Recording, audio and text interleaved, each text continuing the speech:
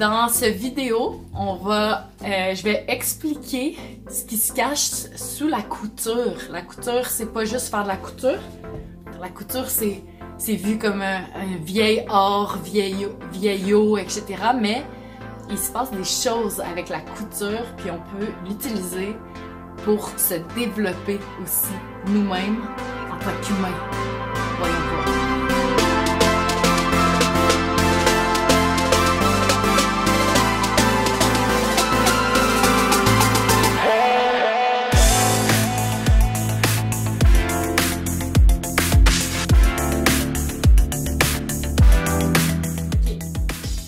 Alors, la couture, c'est pas quelque chose d'instantané.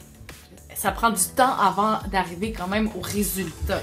Donc ça, c'est la première chose qui est bien, c'est que ça touche une loi universelle qui est plus que tu pratiques, plus que tu y mets du temps, plus que tu t'améliores et donc plus que tu atteins les résultats que tu visualises ou même de nouveaux résultats. Donc, la notion d'instantanéité est pas là. C'est pas... Voilà, ça c'est la première chose. La deuxième, c'est que ça crée un endroit entre ce que tu veux vraiment, la volonté, puis en même temps, ça t'apporte... T'as pas le choix d'être dans la patience. T'as pas le choix d'être dans la lenteur du mouvement, puis comme faire... ton truc. Donc, ça te place entre « Wow, je veux ça, ta volonté », puis « Oh, ok, mais ça prend du temps, puis je dois ralentir. » Puis plus qu'on reste, plus qu'on pratique à être à quelque part entre les deux, ben plus aussi on renforce notre caractère parce que on renforce ces forces-là qui sont « Let's go, let's go », puis là « Oh, ça me prend de la patience. » Donc, ça forge d'une certaine façon le caractère, mais ça forge aussi la volonté, puis ça forge aussi la patience.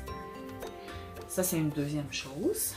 La troisième chose, c'est une autre loi universelle, c'est que tu te rends compte que tu dois acquérir des compétences, tu sais, dans le mouvement avec les doigts, mais aussi des connaissances pour y arriver. Donc c'est ça. Dans le fond, c'est une autre loi, c'est que n'importe quoi que tu veux faire dans la vie, ben tu dois quand même passer par ce processus-là. Donc non seulement, oui, t'as ton but, t'as ta créativité, t'as ton impulsivité, mais ça prend aussi, devant tel problème, aller chercher les connaissances, aller chercher les compétences, puis juste continuer à le faire. Puis tu te rends compte inévitablement avec la couture que c'est possible, parce que tu vas y arriver. Tout le monde peut y arriver. Ça, c'est la troisième chose. La quatrième chose, c'est que tu vis tout ça sans mots.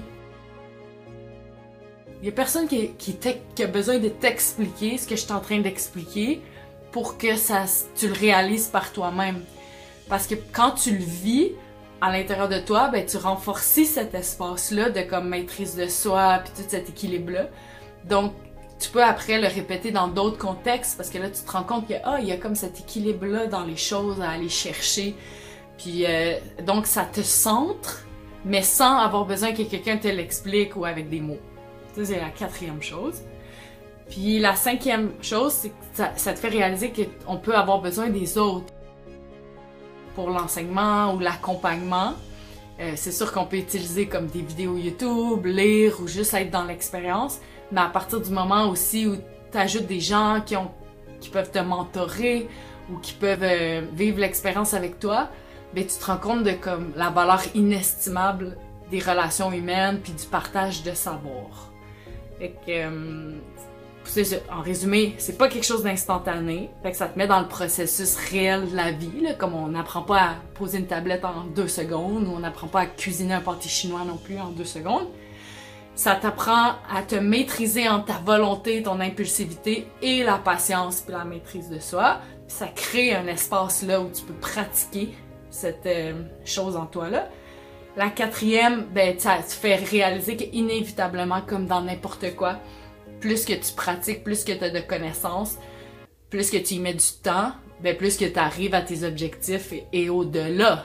Parce que des fois, tu as en tête comme une création, mettons avec la couture, Puis là, dans le processus, tu te rends compte, ah ben là, si je vais chercher telle connaissance, je pourrais rajouter comme un bout de tissu là, un bouton là, je pourrais aller chercher du tissu, ah ben là, à tel friperie, il y a tel rabais, pis tout ça, donc tu deviens comme compétent, mais contextuel, sur plein de sphères, c'est pas juste la couture, c'est comme l'achat du tissu, etc. Ça peut devenir immense. Puis finalement, ben ça se fait sans les mots, ça se fait sans trop l'intellectualisation de la chose. Tu fais juste le vivre, puis t'apprends à travers ça après à affronter puis à résoudre différents problèmes dans la vie. Puis je me souviens plus trop là c'était quoi la dernière chose, mais ah oui, la collectivité. Dans le fond, tu réalises que t'es autant justement les gens autour de toi, mais autant telle friperie, ils ont telle sorte de tissu, puis là tu te mets à discuter, à jaser, tu te rends compte juste que les gens et le partage des savoirs, ben ça fait juste augmenter toi ton parcours dans la vie. Tout en finalement quand même se raccrochant à ton goût de création, ton goût de volonté, ton toi, tu sais.